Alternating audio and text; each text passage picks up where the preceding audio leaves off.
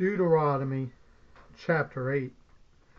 Be careful to follow every command I am giving you today, so that you may live and increase, and may enter and possess the land the Lord promised on oath to your ancestors. Remember how the Lord your God led you all the way in the wilderness these 40 years, to humble and test you in order to know what was in your heart, whether or not you would keep his commands.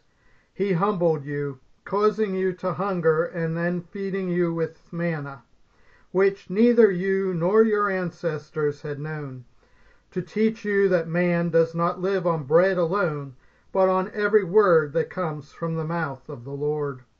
Your clothes did not wear out, and your feet did not swell during these 40 years. Know then in your heart that as a man disciplines his son, so the Lord your God disciplines you.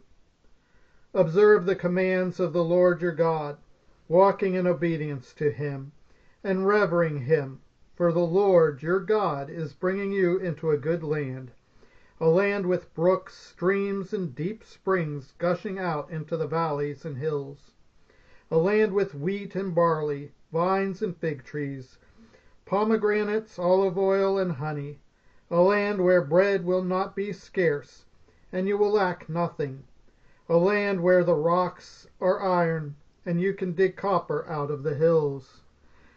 When you have eaten and are satisfied, praise the Lord your God for the good land he has given you. Be careful that you do not forget the Lord your God, failing to observe his commands, his laws, and his decrees that I am giving you this day. Otherwise, when you eat and are satisfied, when you build fine houses and settle down, and when your herds and flocks grow large, and your silver and gold increase, and all you have is multiplied, then your heart will become proud, and you will forget the Lord your God, who brought you out of Egypt, out of the land of slavery. He led you through the vast and dreadful wilderness, that thirsty and waterless land, with its venomous snakes and scorpions. He brought you water out of a hard rock. He gave you manna to eat in the wilderness, something your ancestors had never known, to humble and test you, so that in the end it might go well with you.